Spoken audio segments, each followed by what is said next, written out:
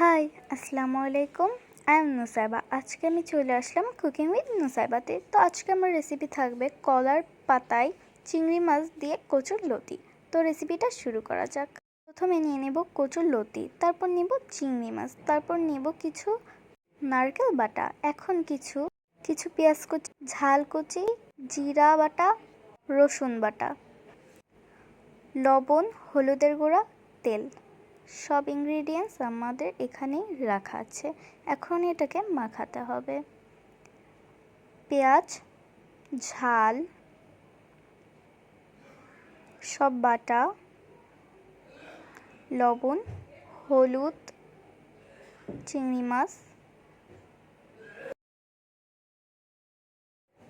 তেল,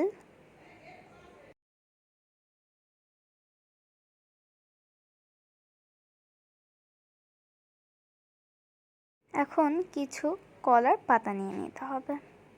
তার মধ্যে আমাদের যে কচুর লতিটা মাখানো ছিল সেটাকে দিয়ে দিতে হবে।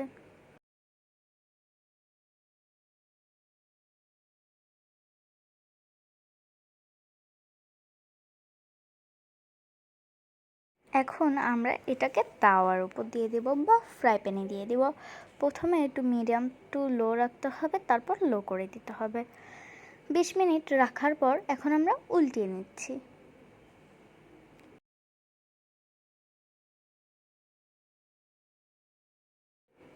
এখন আমরা এর নিচের সাইডেও 20 মিনিট রাখবো, মানে সামনে 20 মিনিট আর নিচে 20 মিনিট। এখন আমরা এটাকে নামিয়ে নেব।